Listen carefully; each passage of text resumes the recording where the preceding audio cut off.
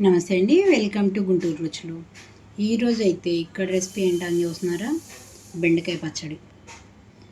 బెండకాయలు అయితే నేను ఎక్కువగా కట్ చేసుకున్నప్పుడు కొంచెంగా పులుసు కూరలాగా పెట్టుకొని ఇలా కొద్దిగా పచ్చడి చేసుకుంటున్నాను. చాలా చాలా సూపర్గా ఉంటుంది ఈ విధంగా పచ్చడి. ఎండుమిరపకాయలతో చేశానండి. ఇది చక్కగా మనకి 10 రోజుల పాటు నిల్వ ఉంటుంది ఫ్రిడ్జ్లో పెట్టుకుంటే. ఎక్కడికన్నా జర్నీల్లో వెళ్ళేటప్పుడైతే 2 రోజులు 3 రోజుల వరకు కూడా పాడవకుండా చాలా బాగుంటుంది. వైట్ రైస్ కాంబినేషన్తో దోశల్లోకి, చపాతీల్లోకి, ఊతప్పంలోకి అయితే సూపర్ అనమాట. మరి ఒక్కసారి అయితే ట్రై చేసి చూడండి. రోలు లేకపోయినా చక్కగా రోట్లో నూరినట్లుగా వచ్చింది చూసారా? మరి మిక్సీలో వేసుకున్నా కూడా ఇలాగే వస్తుంది.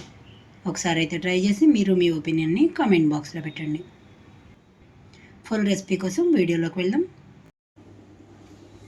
ఈరోజు అయితే ఇక్కడ నేను బెండకాయ పచ్చడి కోసం చేసుకుంటున్నానండి. ఈ బెండకాయ పచ్చడి అయితే మనకి చక్కగా నిలవ ఉంటుంది కూడా. పచ్చిమిరపకాయలతో చేయట్లేదు, నేను ఇక్కడ ఎండుమిరపకాయలతో చేసుకుంటున్నాను. జనరల్గా పచ్చిమిరపకాయలతో కాకుండా ఎండుమిరపకాయలతో చేసే ఏ పచ్చడి అయినా కూడా మనకు కొద్దిగా నిలవ ఉంటుంది కదా, అలాగే ఇది కూడా. ఎక్కువ రోజులు అయితే లేకపోయినా 10-15 రోజుల పాటు అయితే నిలవ ఉంటుంది. ఎక్కడికైనా జర్నీల్లో తీసుకెళ్ళాలనుకునే వాళ్ళకి చాలా చక్కగా మంచి టేస్టీగా ఉంటుంది కూడా. వైట్ రైస్ కాంబినేషన్తోనూ అలాగే దోశ ఊతప్పాల్లో కూడా సూపర్గా ఉంటుంది. మరి ఎలా చేయాలనేది చూద్దాం. ఇక్కడ నేను దొండకాయలు 1/2 కేజీ తీసుకున్నాను, 2 టమాటో, అలాగే ఎండుమిరపకాయలు ఒక 10 వరకు తీసుకున్నాను. ఇందులోకి పల్లీలు 2 టేబుల్ స్పూన్స్, జీలకర్ర 1 స్పూను, వెల్లుల్లి రెమ్మలు ఒక 10 వరకు తీసుకున్నాను. మరి మిగిలిన ఇంగ్రీడియంట్స్ అన్నీ వీడియో చేస్తూ చెప్తాను. ముందుగా అయితే ఎండుమిర్చి, అలాగే పల్లీలు ఆల్రెడీ వేయించినాయి కాబట్టి పల్లీలు వేయించుకోకుండా బెండకాయ ముక్కలు ఎండుమిరపకాయలు కలిపి వేయించుకుంటున్నాను. ఇక్కడైతే స్టవ్ ఆన్ చేసి పాన్ పెట్టుకుంటున్నాను నేను. ఇందులోకి ఆయిల్ అయితే తీసుకుంటున్నాను. ముందుగా ఎండుమిరపకాయలు వేయించి పక్కన పెట్టుకుంటున్నాను. నేనైతే ఇక్కడ 2 టేబుల్ స్పూన్స్ వరకు ఆయిల్ తీసుకున్నాను. ఇక్కడైతే ఆయిల్ అంతా హీట్ అయిన తర్వాత ముందుగా ఎండుమిరపకాయలు వేసి వేయించుకుంటున్నాను.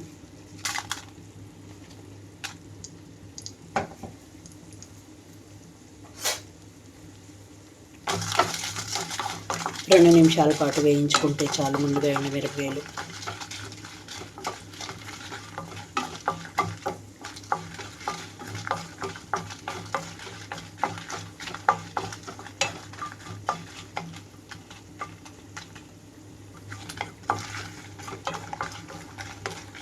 ఇక్కడ చూడండి, ఎండుమిరపకాయలు అన్నీ వేగిపోయిన తర్వాత వీటన్నిటిని ఒక ప్లేట్లోకి అయితే తీసేసుకుంటున్నాను. ముందు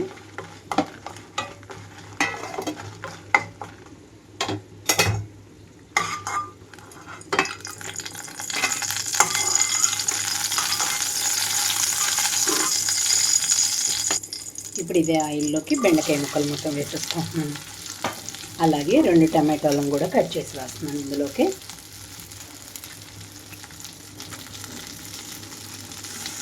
చిన్న చిన్నయ్యే కాబట్టి 4 ముక్కలుగా కట్ చేసేస్తున్నాను.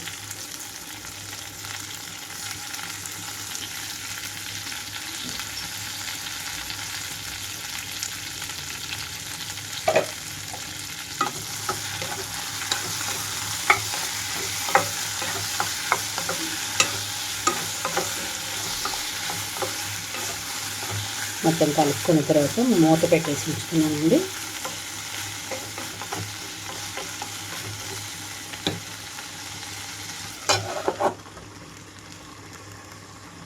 ఐదు నిమిషాల పాటు మగ్గనిస్తున్నాను. ఇక్కడ 5 నిమిషాల తర్వాత మూత తీస్తున్నాను. ఇక్కడ నేను చూడండి, బెండకాయ ముక్కలన్నీ పర్ఫెక్ట్గా వేగిపోయింది.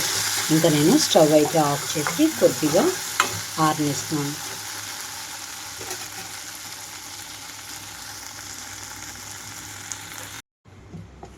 ఇక్కడైతే ఇందులోకి ముందుగా ఎండుమిరపకాయలు తీసుకుంటున్నాను, అలాగే జీలకర్ర, వెల్లుల్లి రెమ్మలు, పల్లీలు. దీంతో పాటుగా రుచికి తగినట్లుగా ఉప్పు కూడా ఇక్కడే వేసేసుకుంటున్నానండి. కళ్ళుప్పు తీసుకుంటున్నాను, గ్రైండ్ చేసుకుంటున్నాను. ఇక్కడ గ్రైండ్ చేయబోయే ముందే కొంచెం చింతపండు పేస్ట్ కూడా వేసుకుంటున్నాను ఇందులోకి. ఎందుకంటే మనకి ఇక్కడ పులుపుకు తగ్గట్టుగా ఉండట్లేదు టమాటాలు, అందుకోసం.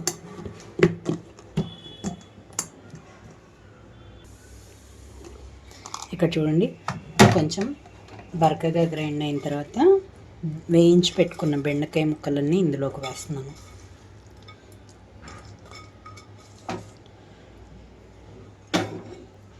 సాల్ట్ కూడా సరిపోతుంది కాబట్టి గ్రైండ్ చేస్తున్నాను.